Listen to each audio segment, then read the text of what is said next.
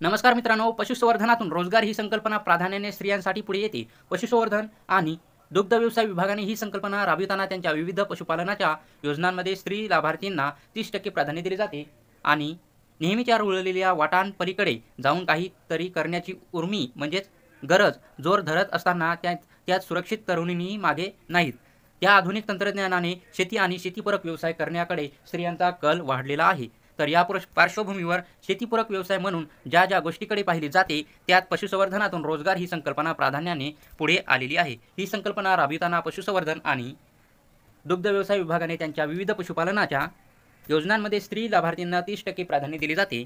तर पशुसंवर्धन लाभार्थ्याच्या विविध योजना पुढीलप्रमाणे बघू. सर्वप्रथम आहे शेळी पालन व्यवसाय. यामध्ये ही माहिती बघू. या योजनेत 10 शेळ्या आणि 1 बोकड या गटाचे वितरण केले जाते. उस्मानाबादी किंवा संगमनेरी जातीच्या 10 शेळ्या व 1 बोकडाच्या गटात प्रति शेळी 6,000 रुपये व 1 बोकड 7,000 रुपये याप्रमाणे प्रकल्प किंमत 67,000 रुपयाची आहे. तर स्थानिक जातीच्या प्रजातीसाठी प्रति शेळी 4,000 रुपये व बोकड 5,000 रुपये याप्रमाणे प्रकल्प किंमत ही 45,000 रुपयाची आहे. तर विमा शेळी वाडा शेळी व्यवस्थापन आणि भांडी आणि औषधोपचार मिळून उस्मानाबाद किंवा संगमनेरी शेळी व बोकड गटात 87,856 रुपयाचा, तर स्थानिक जातीकरिता 46,886 रुपयाचा प्रकल्प खर्च येतो. तर दुसरी जी योजना आहे ती दुधाळ जनावरांचे गटवाटप. यामध्ये बघूया. या योजनेमध्ये 6, 4 किंवा 2 संकरित गायी किंवा म्हशीचे वाटप केले जाते. योजना पुणे, सांगली, सातारा, कोल्हापूर, अहमदनगर, सोलापूर जिल्हे वगळून राज्यात सर्वत्र राबवली जाते.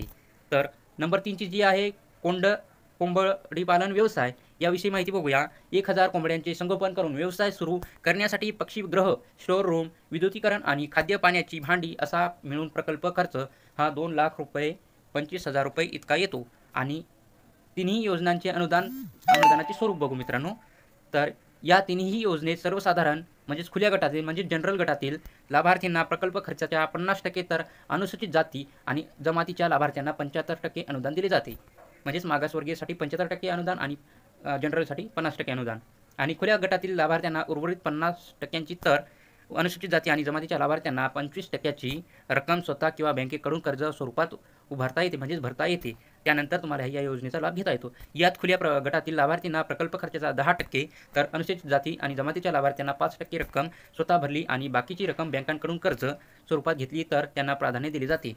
आणि सुरक्षित बेरोजगार ज्यांचे रोजगार आणि स्वयंरोजगार केंद्रात नाव नोंदवलेले आहे ते आणि अल्पभूधारक शेतकरी, त्यामध्ये 1 ते 2 हेक्टरपर्यंतचे भूधारक हे जर महिला बचत गटातील असतील तर त्यांची योजनेच्या लाभासाठी प्राधान्याने निवड केली जाते.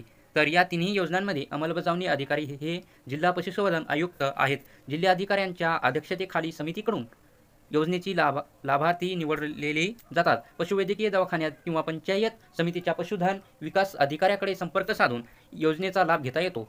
म्हणजे तुम्हाला या पशुवैद्यकीय दवाखाना किंवा पंचायत समितीच्या पशुधन विकास अधिकाऱ्याकडे संपर्क साधून तुम्ही या योजनेचा लाभ घेऊ शकता मित्रांनो. अशंत ठाणे बंद शेळीपालन आणि कुक्कुटपालन व्यवसायाच्या इच्छुक अर्जदारांनी जून-जुलै दरम्यान पशुसंवर्धन विभागाशी किंवा वर नमूद संपर्क अधिकाऱ्याशी संपर्क करणे आवश्यक आहे.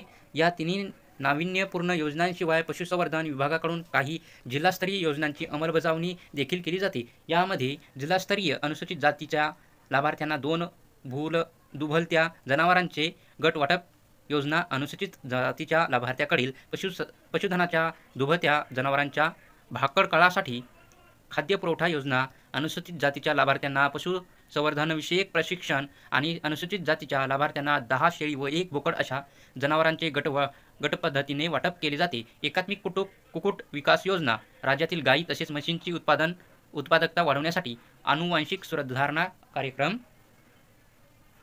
कामधेनू दत्तक ग्राम योजना तसेच वैरण विकास योजना यासारख्या योजनांचा समावेश केला जातो. तर कुक्कुटपालन शेड आणि शेळी पालन शेड, गायी तसेच म्हशीसाठी गोठ्यात पक्के तळ, गव्हाण मूत्र संचयन टाक्या, पूरक खाद्य यांसारखे काम मनरेगा अंतर्गत करण्यात येते.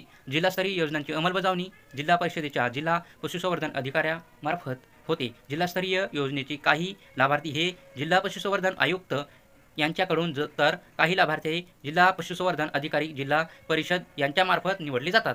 योजनेसाठी जवळच्या पशुवैद्यकीय दवाखान्यात किंवा पंचायत समितीच्या पशुधन विकास अधिकाऱ्याकडे संपर्क करावा लागतो. राष्ट्रीय पशुधन अभियानांतर्गत काही केंद्र पुरस्कृत योजना राज्यात राबविल्या जातात. यामध्ये वेरण, बियाणे उत्पादन, संकलन आणि वितरण योजना व वनक्षेत्र नसलेल्या नापीक जमिनी, गायरान जमिनीची गवत कुरण क्षेत्रातून वेरण उत्पादन योजना, हस्तचलित कडबा कट्टी यंत्रासाठी प्रोत्साहन योजना, मुरळ घास तयार करण्याचे युनिट स्थापन करणे, उच्च क्षमतेच्या वेरणीच्या विटा तयार करण्याचे युनिट स्थापन करणे, लहान क्षमतेचे ट्रॅक्टरला जोडता येणाऱ्या वेरणीच्या विटा तयार करण्याचे युनिट, तसेच गवताचे गठ्ठे तयार करण्याचे मशीन, तसेच वैरण कापणी यंत्राचे वितरण योजना, पशुखाद्य कांडी व पशु खाद्य निर्मिती केंद्राची स्थापना केली व बायोपास प्रोटीन उत्पादन केंद्राची स्थापना, परसातील कुक्कुटपालन यांचा समावेश केला जातो.